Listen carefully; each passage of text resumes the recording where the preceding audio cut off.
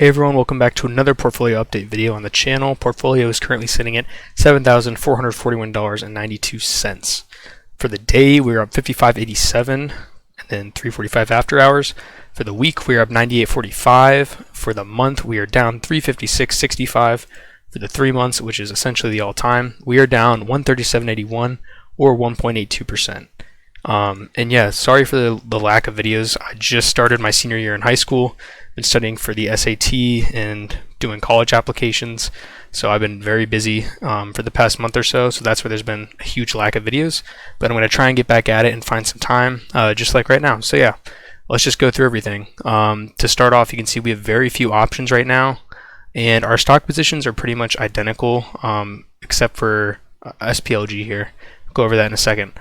But yeah, current options positions are just a call on every stock we own except for key, and we have our SoFi debit spread that we had before.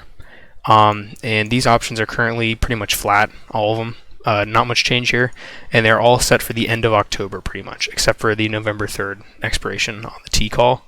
But yeah guys, so that is currently what we have in terms of options. You can see I bought another SoFi debit spread, and I actually bought it at a lower price. I bought it at 0.4.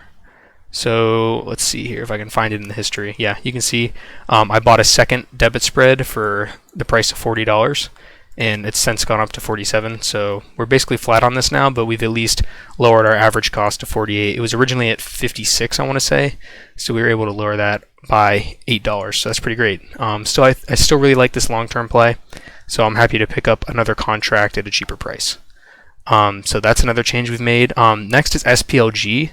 So as you guys know, I've been dollar cost averaging into SPY for the longest time. In fact, I'll just pull up my history here real quick. Let's take a look. Let's see, history, here we are. All right, see if I can change it to type. Oops, yeah, orders, there we go. All right, let's see.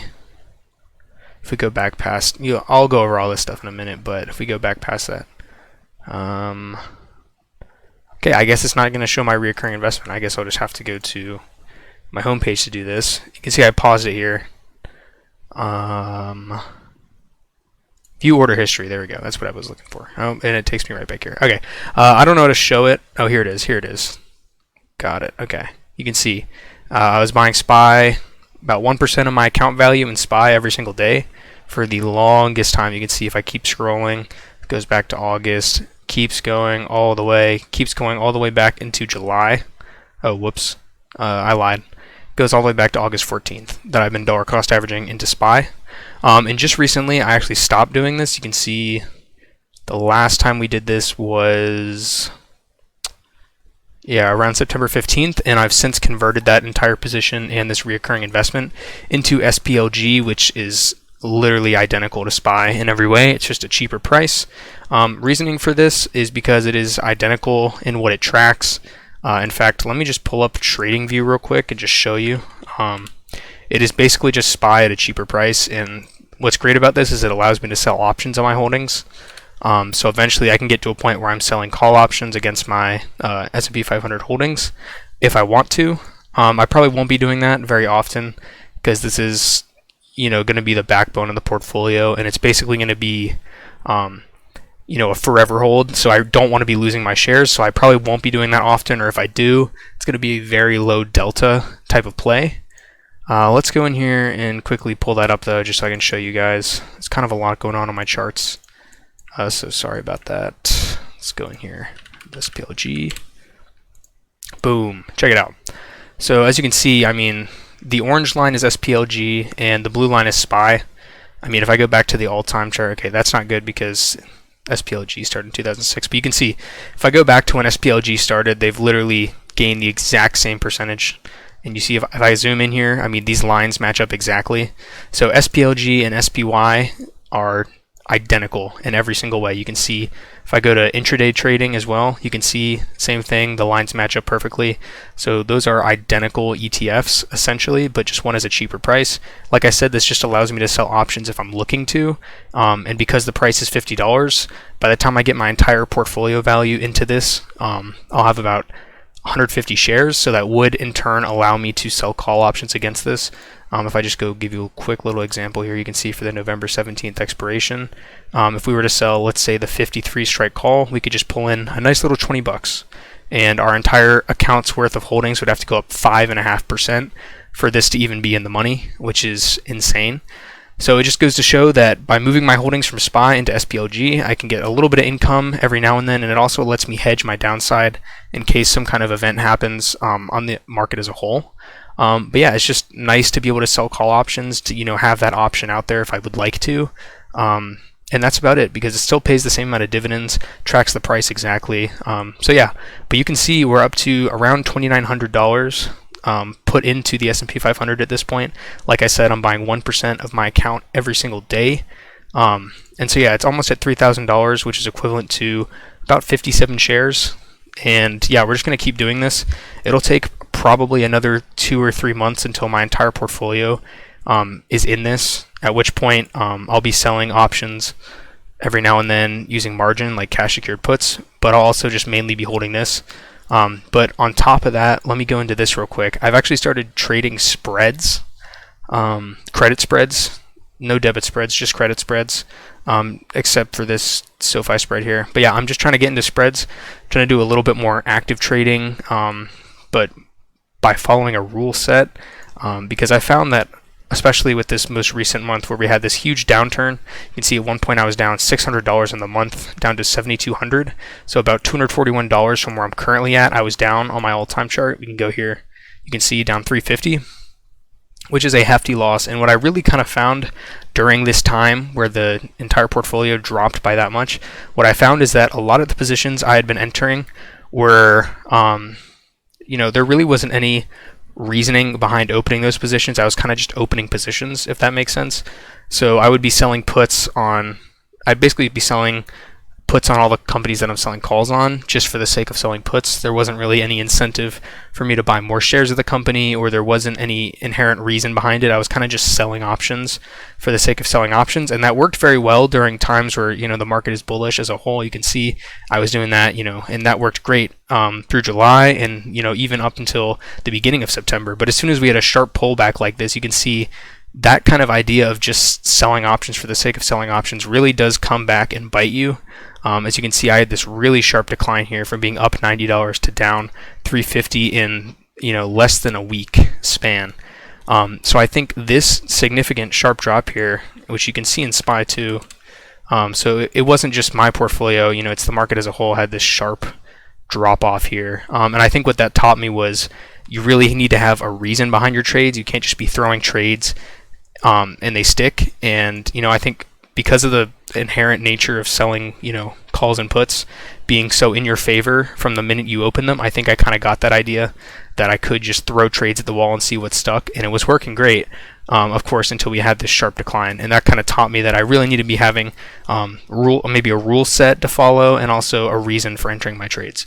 So with that in mind, I've begun watching a lot of Tasty Trade videos. They make a lot of videos on this kind of stuff, and I've really started to develop rule sets behind trading both spreads as well as just regular old options, which I'm hoping to begin following going forward. You can see I'm still selling calls as usual, like normal, with no kind of inherent strategy, I suppose, other than selling decently out of the money monthly calls. But yeah, when it comes to selling puts, because I'm not looking to get assigned on any more shares, because I want my portfolio to be entirely SPY, and then I want to sell puts and spreads on margin, just to bring in income. Because of that idea that I don't want to get assigned on any more shares, I've begun to create a rule set and really stick to that, because I don't want to be assigned those shares or caught in a position that I don't like, as I felt like I was during this sharp decline. So yeah, we're starting to trade spreads, and we're starting to really trade based off of a set of rules, and much more strict about trading, not just throwing stuff and seeing what happens, really trying to methodically play stuff out, because I think that'll really help me in the long term avoid stuff like this that I experienced. Because I do think that was a result of kind of that negligence when it came to selling options. So we're starting to do that. We're tightening our share positions here. I'm waiting for a chance to exit these two. So I'm just holding them until they pay themselves off and I can get rid of them. As for these four, I am really liking T and Key. I still think these are really solid plays. What I do not like is Labu and MPW. Labu is not so bad because the amount of premium you can pull in. MPW has really been weighing me down since I bought it. I mean, you can see I bought it probably, I think it was around here. Yeah, right here. And it's been nothing but down, down, down. You know, $304 on this position alone. This is easily my worst trade of all time. And, you know, while it did look really good, I think this one was, I think it was a dividend trap.